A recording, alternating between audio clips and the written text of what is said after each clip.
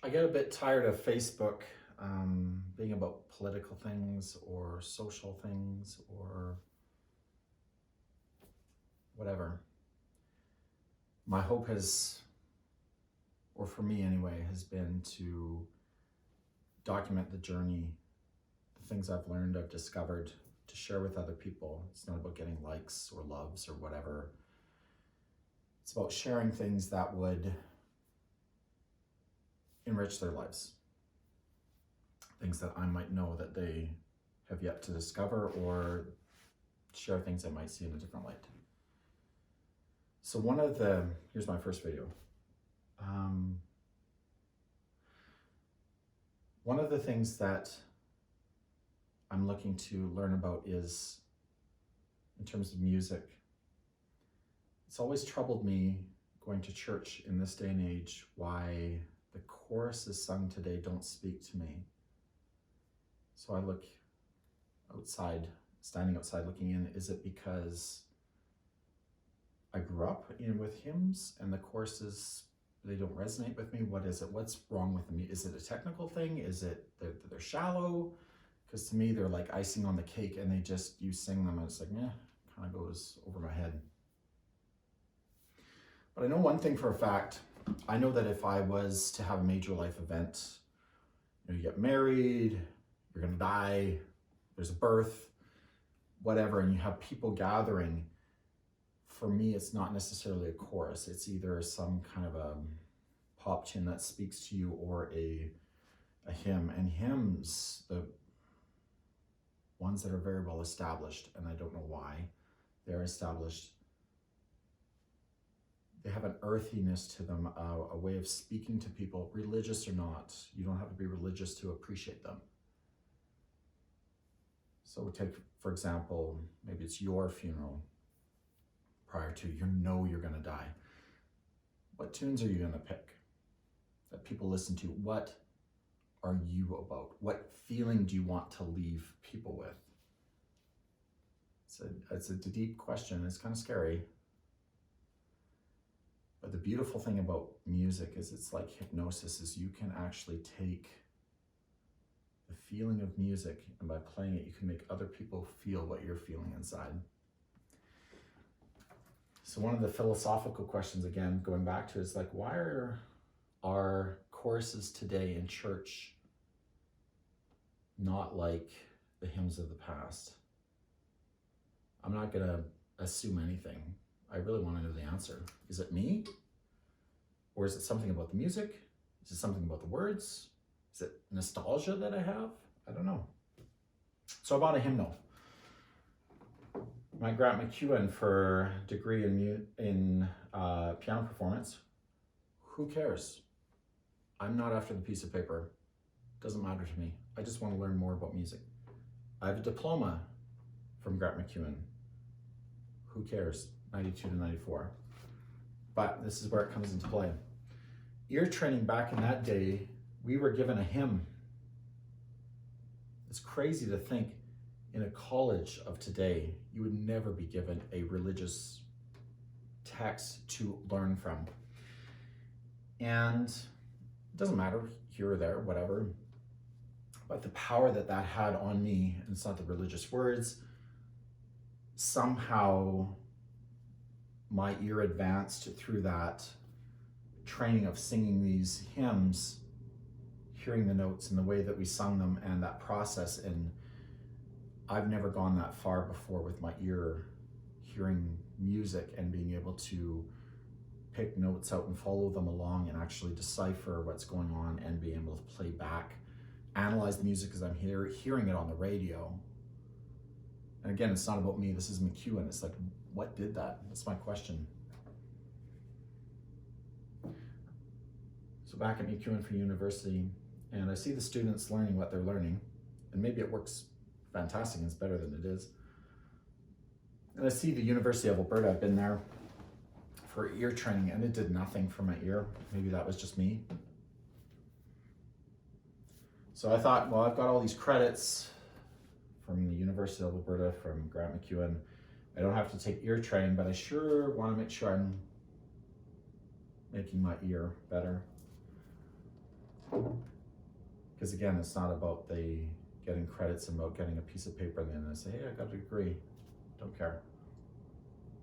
So I bought a hymnal and I thought, okay, well, I'm gonna do like I did, like we were instructed to do in the days gone by, 92 to 94.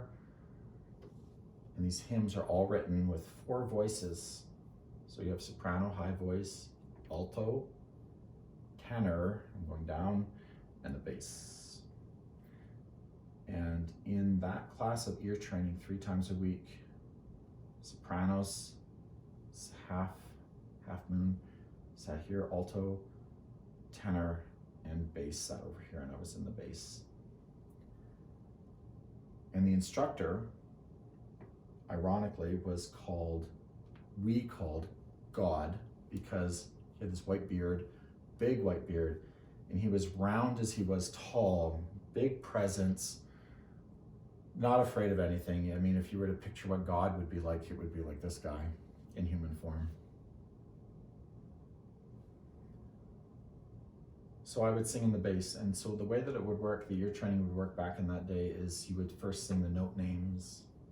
So if you were a bass, and this is going to sound quite simple, in this phrase, my first note is C, and it stays on C. So I'm going to play through all these hymns, all 600 and some of them.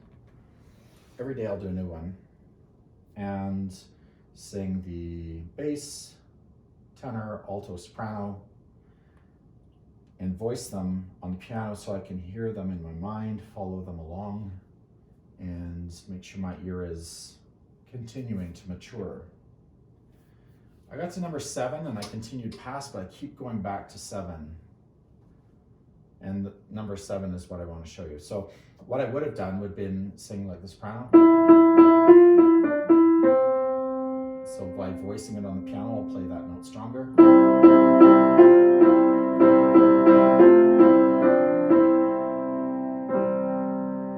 Or if you're alto, doesn't sound like much. We'll do that again.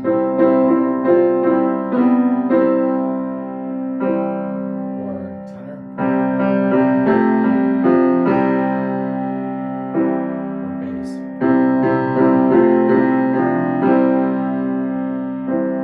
And then the last time in ear training, we would go through and sing the words. That is what caught me on this tune. I don't care if you're religious or not. Listen to these lyrics and you'll see it, feel it in the music, and this has to do with funeral, marriage, whatever, and the appreciation for music. First phrase, wonderful, merciful Savior. You got you, Savior. It's higher than thought. Next phrase, precious Redeemer and friend, equal level. Who would have thought that a lamb, animal, lower, back in that day, sacrificial animal, could have rescued the souls, us, of men? The ethereal, who would have thought? The question, how do you convey that in music? And in the statement, oh, you rescue, it's not a question anymore, you rescue the souls of men. Take a listen, you'll hear it in the actual music, and I'll speak it as I go along. Wonderful, merciful Savior, here it is. Doesn't matter if you're religious or not. It's about the music.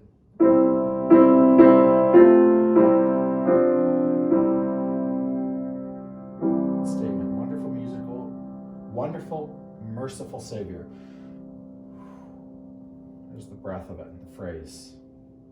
Precious Redeemer and friend, here it comes. Again,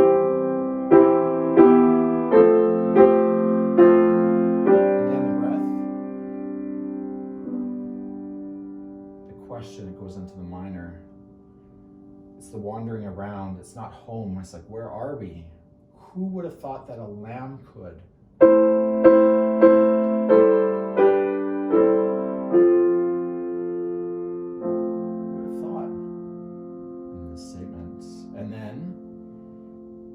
Rescue the souls of men.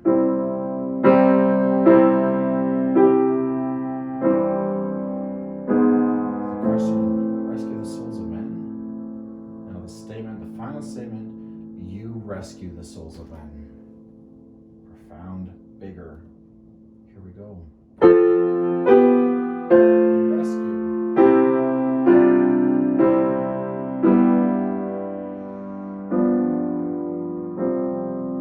Breath.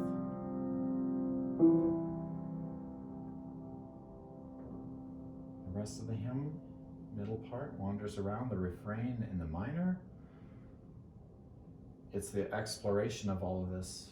You are the one that we praise. You are the one that we adore. You give healing and grace our hearts always hunger for. Here we go. Wandering around in the minor key.